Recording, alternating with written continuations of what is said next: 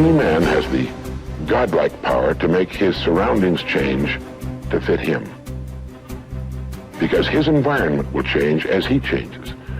A man's environment is a merciless mirror of him as a human being. And if he thinks his environment can stand a little improvement, all he has to do is improve, and his environment will improve to reflect the changing man. There's this mysterious subconscious mind of yours, and it runs below the awareness of your conscious awareness. So you're not usually even aware of what's going on in there, like what it believes or how it limits your life. The reason it is so powerful is because it stores all of your memories, all of your feelings and emotions, and most importantly, all the limiting beliefs you've acquired since you were born. You need to understand the subconscious mind of yours. Your subconscious mind rules your life. 96 to 97% of everything that you do is done as a result of your subconscious mind. And when your subconscious mind gets programmed, it goes ahead and responds to whatever it is your conscious mind has placed into it. This subconscious mind of yours is most impacted by your feelings.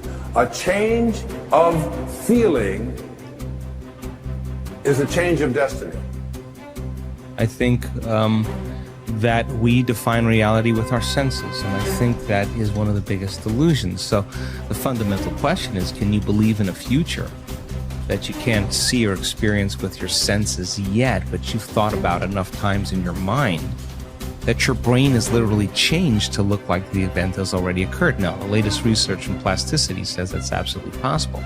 And can you select a new possibility in the quantum field and begin to emotionally embrace that future every single day to such a degree that your body, as the unconscious mind, the objective mind, does not know the difference between the experience in your life that's creating the emotion and the emotion that you're fabricating by thought alone, to the degree that you begin to signal new genes and new ways to change your body to look like the experience has already happened.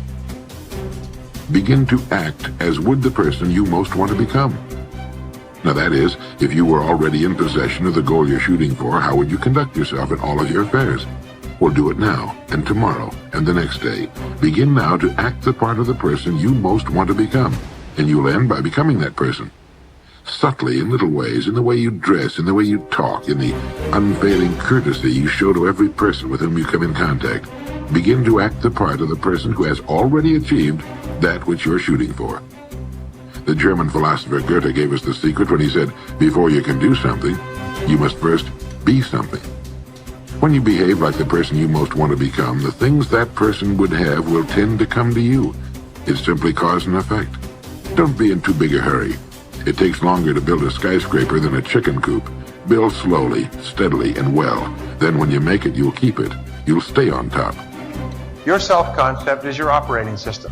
Everything that you produce on the outside is determined, modified, affected in some way by your self-concept. You cannot change what is being produced on the outside without changing your operating system. You always perform on the outside based on how you think on the inside. Now there are laws. The law of belief says that your beliefs become your realities.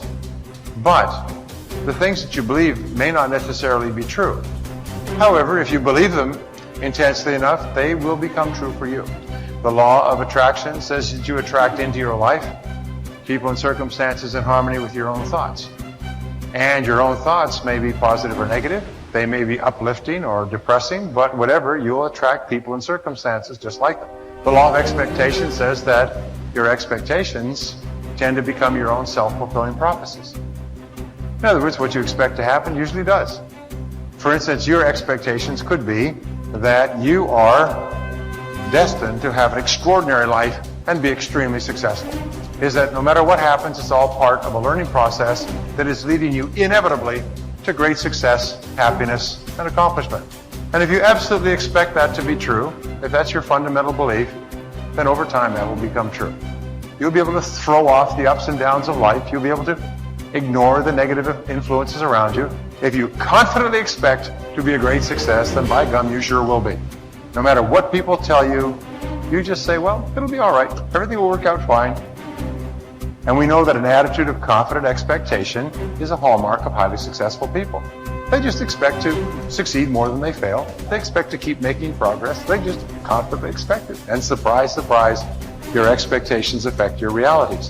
What you experience on the outside is determined by how you think on the inside. As they say, you are not what you think you are, but what you think you are. Here's 2 excellent questions to jot down. And this is for mature people now, because these are kind of tough questions, especially one. Here's the first question. What's got you turned on? That's a good list to make. Here's what's got me turned on. Here's what's got me up early, staying up late, maximizing my abilities all day long. Here's the list of what's got me turned on. Now here's the next question. What's got you turned off? How come you don't have the zest and the vitality and the appetite for daily accomplishment? I started making a list of the things that had me turned off. And once I got that settled and then started making a list of what had me turned on and what would turn me on in the future, my life has never been the same. It was like a revolution, a personal revolution, a 180-degree turn. I can't say it strong enough. It's easy to get lazy in designing the day and designing the year and designing the future and designing what you want to accomplish and just cross your fingers and hope it'll all work out, that the favorable winds will blow it all your way. I'm telling you, it's not going to happen. So this is part of the exercise. It's just, buckling down, making this list. And you got to continue this long after we've, turned out the lights and we've all gone home. Keep this up.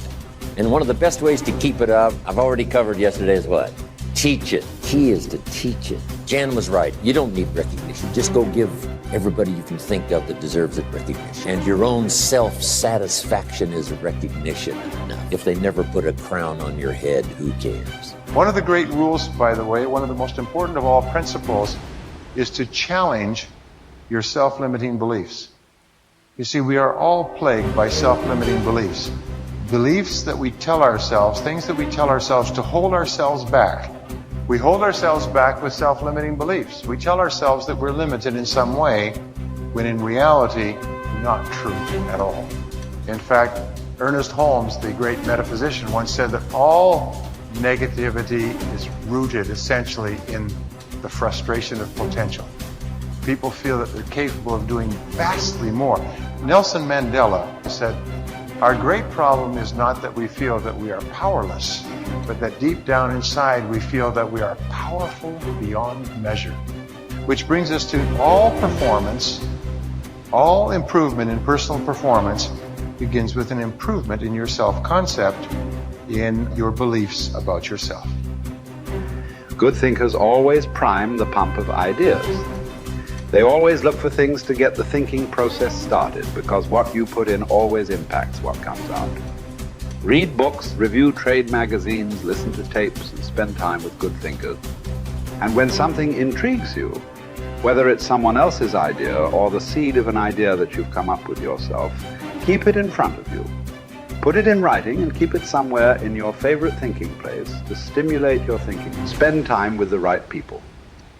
As I worked on this section and bounced my ideas off of some key people so that my thoughts would be stretched, I realized something about myself.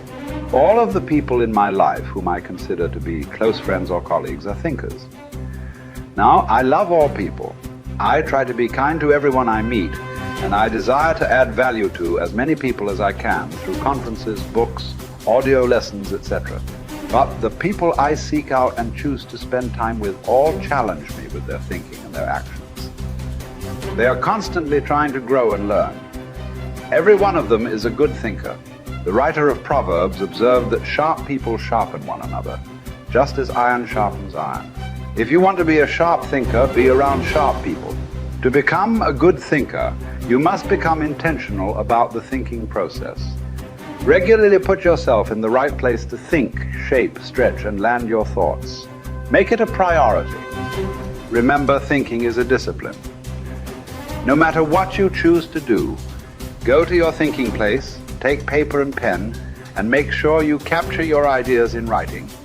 Ideas have a short shelf life. You must act on them before the expiration date.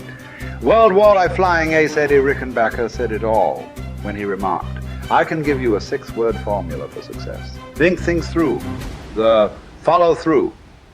To start the thinking process, you cannot rely on your feelings. In Failing Forward, I wrote that you can act your way into feeling long before you can feel your way into action. If you wait until you feel like doing something, you will likely never accomplish it. The same is true for thinking. You cannot wait until you feel like thinking to do it. However, I've found that once you engage in the process of good thinking, you can use your emotions to feed the process and create mental momentum. Try it for yourself. After you go through the disciplined process of thinking and enjoy some success, allow yourself to savor the moment and try riding the mental energy of that success. If you're like me, it's likely to spur additional thoughts and productive ideas. One good thought does not make a good life. The people who have one good thought and try to ride it for an entire career often end up unhappy or destitute. They are the one-hit wonders, the one-book authors, the one-message speakers, the one-time inventors who spend their life struggling to protect or promote their single idea. Success comes to those who have an entire mountain of gold that they continually mine, not those who find one nugget and try to live on it for 50 years. To become someone who can mine a lot of gold, you need to keep repeating the process of good thinking. Becoming a good thinker isn't overly complicated. It's a discipline.